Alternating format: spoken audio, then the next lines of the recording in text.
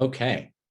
Well, thank you everyone for joining us today and welcome. My name is Marc Kleinman. I'm the Vice President of Sales at Raiderate. I think most of you know Raiderate helps healthcare providers with their online reputation management.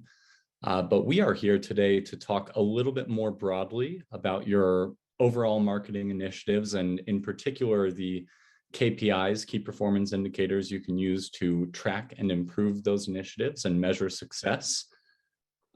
We have with us Rachel Lopez, who's a marketing specialist on our team at Raiderate and totally an expert on medical marketing and analytics and measuring those campaigns. Before I turn it over to Rachel, I know she has a lot to talk about in a short period of time. We have 30 minutes today. But I'd like to encourage any or all of you to interact with us and use the Q&A feature or the chat down below at the bottom of your screen to ask any of your questions.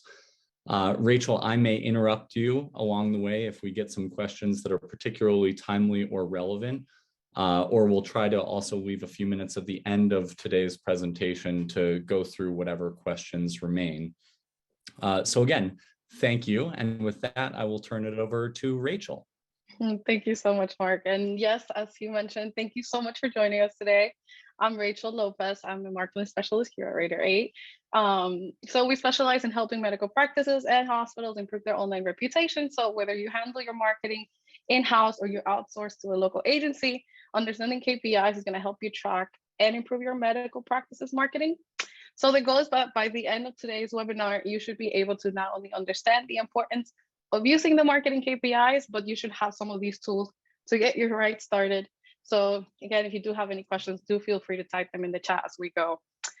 With that being said, you may already be wondering what a marketing healthcare KPI may be. So let's get right to it. So what's a marketing healthcare KPI? As you may already know from using these KPIs in other areas of your practice, a KPI stands for key performance indicator, and it's a quantifiable measure of performance over time for a specific marketing goal.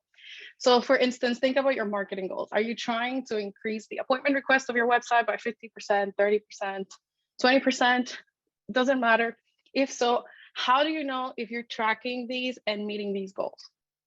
So by setting and monitoring these marketing KPIs, your team will be able to have a much better pulse on your marketing efforts and then ultimately make better and smarter business decisions. So in understanding, we only have 30 minutes together today, so I'm just going to focus on the 4 main buckets that are going to help you get started tracking the most important KPIs for your medical practice. So these are the 4 buckets I'm going to be focusing on today. As far as healthcare marketing KPIs, we're going to be discussing website, social media, email, and reputation management. We could talk about these forever, so we're going to again stick to the most important information for your practice to be able to start implementing them right away. So website. Your website is probably the second most important and valuable tool and asset when it comes to your marketing and your practice for driving patient acquisition. We'll go over the most important tool later. For patients, use your site to research providers, services, they book appointments, they look up contact information, how to get to your practice. So tracking website KPIs is crucial when it comes to your marketing's performance. These are some of my favorite KPIs to help you start getting and tracking your website KPI performance metrics. So you should start by focusing on new versus returning visitors. The ratio of new versus returning visitors can help you because it's very telling. It shows the effectiveness of your inbound digital marketing techniques across the web, and it can help you come up with retargeting strategies, and it can help you see these upward trends over time and help you bring more people to your practice. Mobile usage, although it's very important, people tend to overlook it, but this is how people are accessing your website. People tend to be viewing it either on desktop, mobile, or tablet devices, so you want to know where they're visiting you more. For example, Pete's Eye, one of our clients, they discovered that more than 35% of their traffic was actually coming from mobile devices. Often people may be in the car, they may be on the way to the office, looking for directions, addresses on how to even get to your practice. So you have to make sure that your that your site is mobile friendly. So pages per session and the scroll depth is one of the best ways to evaluate the website's performance, because if you understand these metrics, you can understand if your landing page is being valuable and engaging enough to your audience.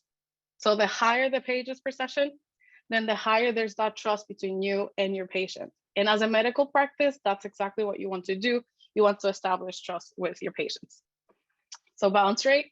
Bounce rate is defined as a single page session. So the amount of time that one visitor is in your website. So this means that a person landed on your website and then they left without visiting any other pages on your site. You want to avoid that.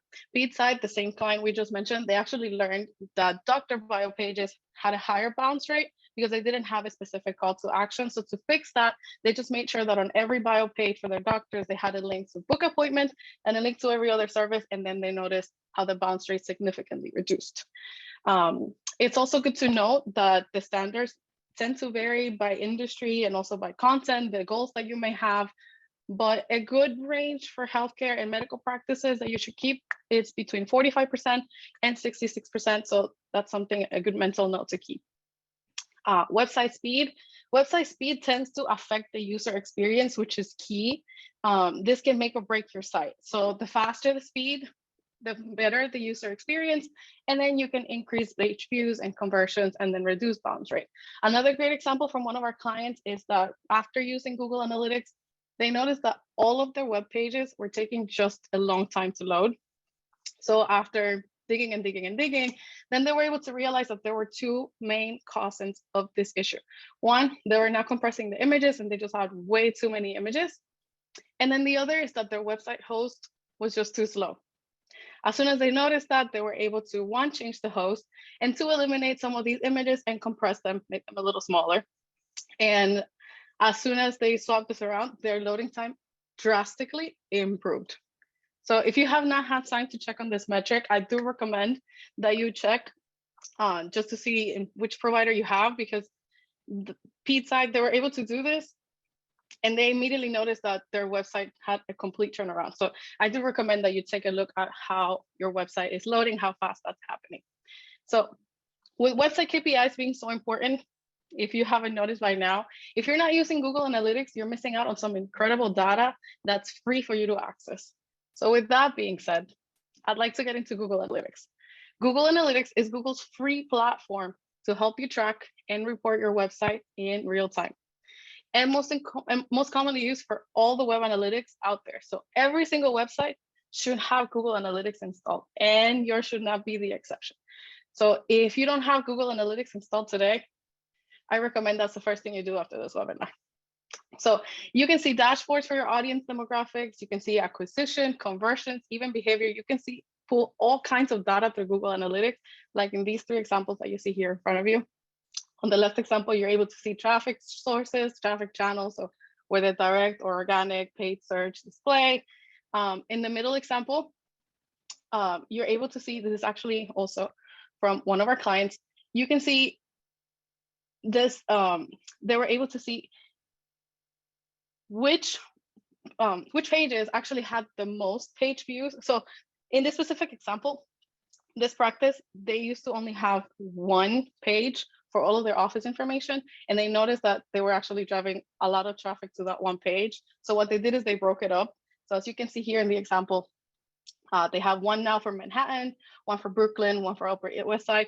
And then by doing so, they were able to drive even more page views because the same amount of page views they had in that one side, now it was multiplied by each of the locations. So that's another good thing for you to do. If you're not doing it already, you can break it off by each location and it can help you bring up your page views. So shifting to the example on the right, it's also by the same client. They're able to see which devices people are using to access their website more often. So 68% were accessing desktop, but mobile was 30%. And they, before seeing this information, they did not keep mobile into consideration. So after seeing this, they were able to optimize it to be mobile friendly and then put a higher emphasis on mobile, which created that user-friendly experience for all of their patients regarding where they're being visited from. So if you currently don't know what percentage of your traffic is actually visiting you via mobile, I invite you to also check it out today to see whether your site is just as mobile friendly as it is desktop friendly, as this is something that people tend to leave behind as well.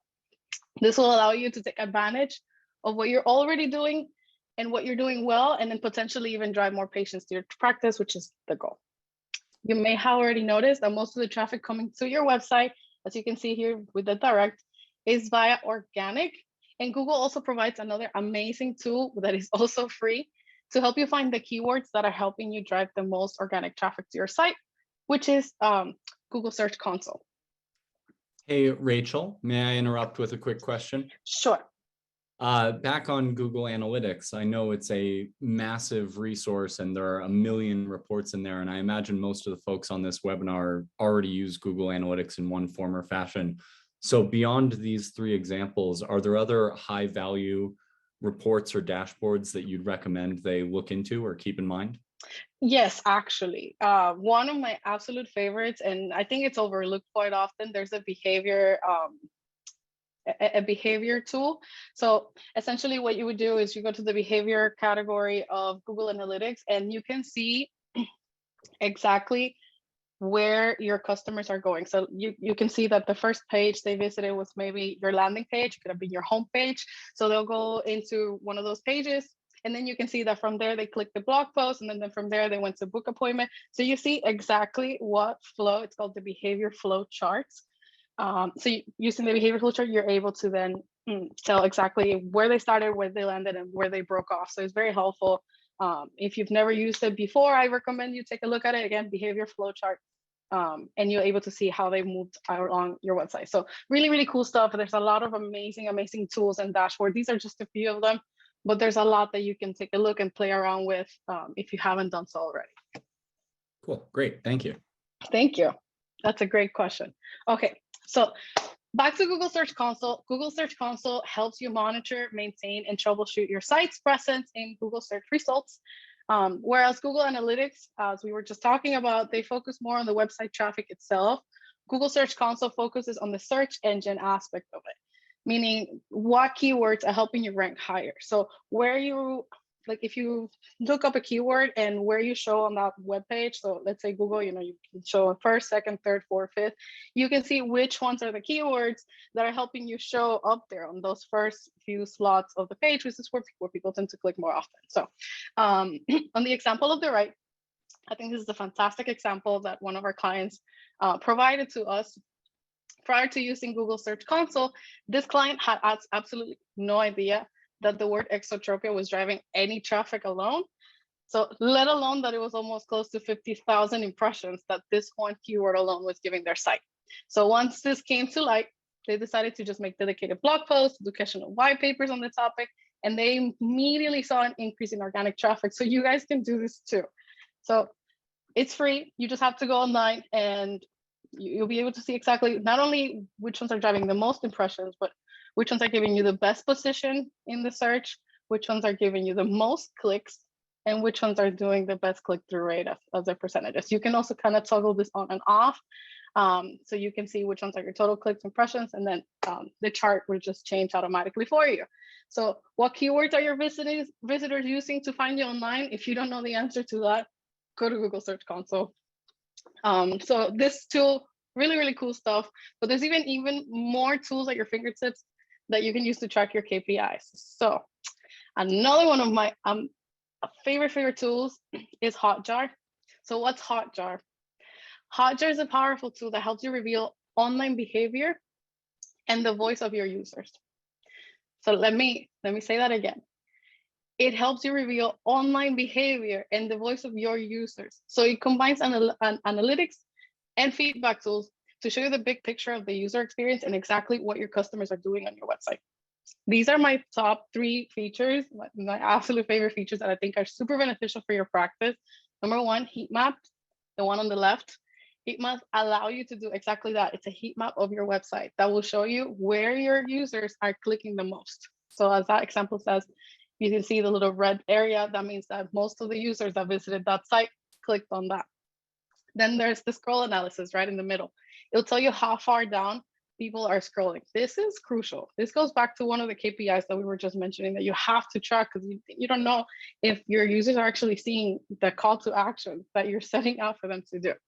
So one of our clients recently wanted to drive more appointments booking. They wanted their website specifically serve more to book appointments, but the form request to book the appointment was actually way down on the page.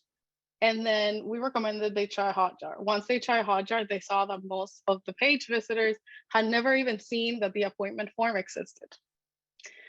Moral of the story, you have to check how far your customers are scrolling, because after they were able to see that, they moved the form on top, problem fixed. They immediately saw a change and they saw that more appointments were coming in online. So the last one, but definitely not least, session recording. A session is basically the period of time that the visitor is going into your page all the way until they leave. So in each specific session, what Hotjar will do is they'll track exactly what your customer did from the moment they enter your page to the moment that they exit it. You'll see where they clicked first, where they clicked second, what page they went to next. So similar to the behavior flowchart that we just discussed by Google Analytics, but you actually have a visual of what they did, like even as far as the cursor. So it's really cool stuff. Hotjar has a free version available for you guys to use. You can see unlimited heat maps, but they do limit your sessions. If you want to use it more, you can also see and sign up for their free trial. But to give you a ballpark of Hotjar, they tend to range between $31 a month all the way to $113 a month, depending on the sessions, features, and whatnot. But really cool stuff for you guys to check it out. So I'll be sure to link also this stuff in the resource email that you get after this call. So another great driver of your traffic to your website is social media. So social media, if you're not already on there, it's a tool that you're missing out on. It's another free tool that you can use. It helps you demonstrate your commitment to your patients, and it helps you establish trust in your medical practice. Some great things that you can share on social media are like testimonials. You have to follow HIPAA regulations and guidelines, of course. You can do industry news. You can do awards that your practice has received, patient guides, etc. Avoiding posting patient information, of course. You don't want to post inaccurate medical information or misleading information, because then that can diminish your trust, which then goes against as to what you want social media to do for you. So social media is important, as we mentioned, tends to be overlooked, but this is how you can establish the two-way conversation between you and your patients. You want to establish that trust with them. So you want to establish yourself in social media. There's so many different metrics that you can track when it comes to social media, but I think in general for healthcare, these are the few that you just want to focus on. You want to focus on followers growth. So essentially how your followers count has grown over time. One great thing that you can do that we saw one of our clients recently do is that they added a QR code to their waiting room, and they encouraged their patients to simply follow them online. So this is a great way to just start adding followers and increasing your followers growth. Social engagement, so essentially how many likes, comments, clicks, shares, and if you're on Twitter, tweets and retweets. This sounds simple enough, but if you do track the right social media KPIs and you're able to find out what content resonates best with your audience, which is what you want. You want to start that two-way conversation with them and establish that trust. So Pete's Eye also, after they analyzed their own social media, then they were able to discover the type of content that drives the most engagement, which they discovered it was between patient testimonials, doctor interviews, doctor interview videos too, and then photos of the team. So there's also specific things for each specialty. So for specialties like dermatology, you can see how before and after comparisons, maybe the ones that work best for them. But again, I just encourage you to take a look at your own engagement and see what patients are clicking on the most, what patients are liking the most. So if you have and you're tracking this, you're able to consistently put out content that they'll find valuable. You want to give value to your patients. You want them to have a reason to come back to your social media and click on your website. So another great thing about social media is that you can track the KPIs using their own native software. So as long as you signed up for like their business account, then these are just available to you at no additional cost. So it's free for you to track them. The resources are available there for you. You just have to use them. So there's YouTube, there's Facebook, Instagram, LinkedIn, Twitter, now TikTok, you name it. They each have their own analytics tools to help you track exactly where you're at. You can create beautiful dashboards, as you can see here in the one in the middle, and then there's several different things for you to track. So it can get a little bit overwhelming. So I do suggest that you do stay on track with the ones that are most important to you and your medical practice. And a great way to get started is the ones that I'm providing in this webinar for you today. If you also have a lot of these channels, you might be on Facebook, Instagram, YouTube, all of them together. If you're using just the native report software, it can be a lot. It can be a lot of logins. It can be a lot of things for you to remember. In which case, if you're looking for a more high level and just a hub to bring everything together into one dashboard, there's other tools.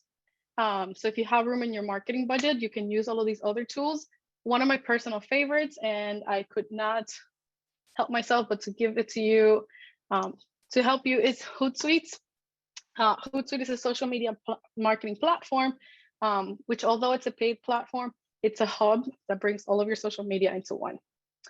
So you can bring in analytics from Twitter, you can bring in analytics from Facebook, Instagram, LinkedIn, Pinterest, and YouTube. But not only that, it's a centralized posting. So rather than going on Instagram and putting up a post and going on LinkedIn, putting up the same post, you can just write it up once, adjust it by each one of those social media, and then the post will go live as you scheduled it. I actually recently got to work with a practice that was very active on social media, but they were not using a platform or a hub to bring everything together. So they were just missing out on all of the trends that were happening across the board and not in one specific platform. So a great way to just simply see, like, if someone asks you, like, how's your brand awareness, you're not having to log into each one of these social platforms. You're able to know that from the get-go. So they were unable to see this big picture. So once I told them to give Hootsuite a try, normally Hootsuite, you can use it for free as well.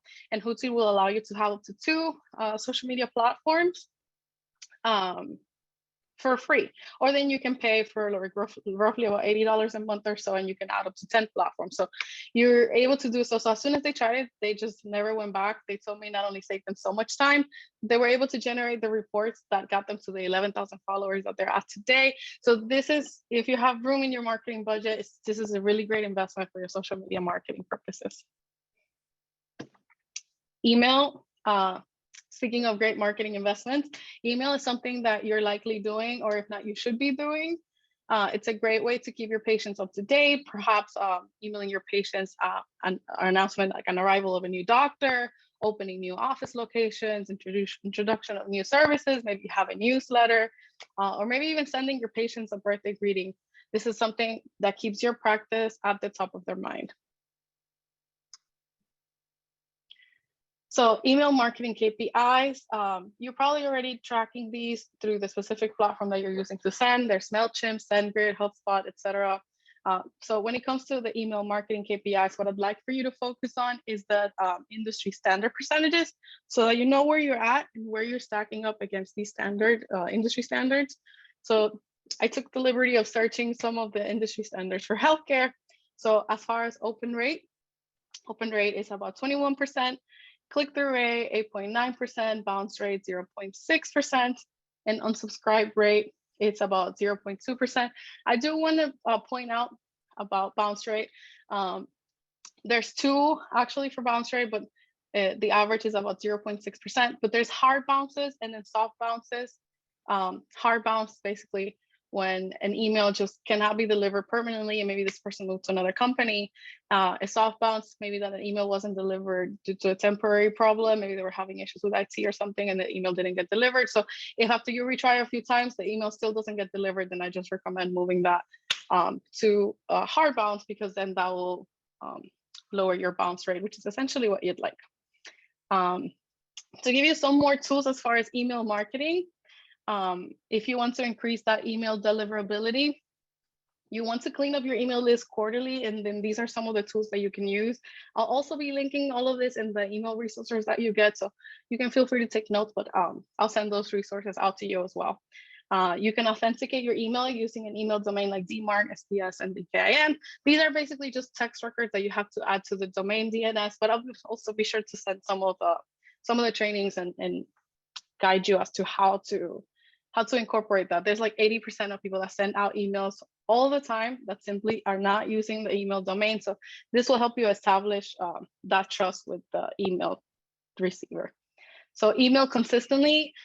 If you're consistently sending emails and they're trustworthy emails, then likely Google, Yahoo, Outlook will pick up your email and not report it as spam. And then lastly, but my personal favorite, you have to avoid spammy headlines. So no risk free, free this, free that. The email will simply say it's spam and you probably not even get delivered. So these are just some great ways that you can increase that email deliverability.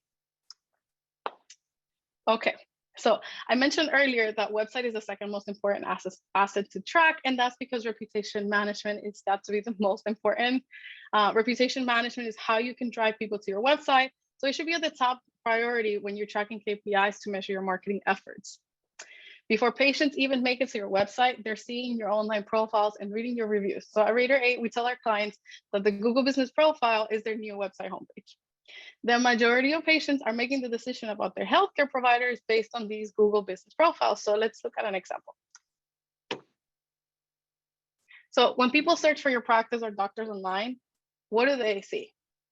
You have to step into your patient's shoes for just a moment, and I'd like you to do so. If you were to just see these two Google listings right here, they have the doctor on the right that has a beautiful photo. It has 5.0 with hundreds of Google reviews. And then you have the one on the right where their only picture is a picture of the building and only 13 reviews at 3.5 stars. So no brainer. I would totally go for the one on the left. So nowadays, people look you up online before they visit your practice, as we mentioned already. So when you say Google Business Profile and reviews are essentially the new homepage for your practices. So this is your way to make that great first impression. You want to be able to create the great first impression, because if they see this, they're likely to just click that lovely button above this website. So you'll be able to drive more traffic to your website. Having the online presence that speaks highly of your medical practice is simply crucial. Reviews can be the deciding factors, whether a patient becomes a patient or they go to someone else. So tracking KPIs for your practice's reputation management is no different. At Raider 8, we specialize in helping medical practice manage their online reputation to be able to stand out from the competition. You may be wondering how we do this. So we send out surveys to patients that help them build the online reviews across all of the healthcare review sites, which is Google, HealthGrades, WebMD, and Vitals. So because we know the importance of tracking your practice's reviews KPIs, we at Raider 8 developed the scorecard, which is to help you visualize the overall rating across all of these major sites. So this is what it looks like, the scorecard right here on the right. So the scorecard will help you track reviews, KPIs. It's going to help you learn if your online listings are SEO optimized. You can see how your doctors are appearing across the web, and you can discover how your local listings are comparing to your competitors. So having many of these great reviews are great to help you with SEO, and better SEO will help you have greater ranking and push you towards your goal of getting more patients. So our benchmarks here. So for ratings, you want to have at least 30 reviews. You want it to be no more than 7 days old, especially for Google, and at least 4 stars and above. So if you see a red across the scorecard, that simply means that it's not compliant to these standards. We're happy to actually create one of these reputation management scorecards for any participants that are on the call today. So, and I'll also be sure to add the link to the resources email that you'll receive tomorrow, so you can get your scorecard. Okay, so this is another great example from a case study that we recently published on the site. The Orthopedic Institute, they started their health reputation management with Raider 8 in April 2021, and their reviews immediately skyrocketed, as you can see, starting April 2021.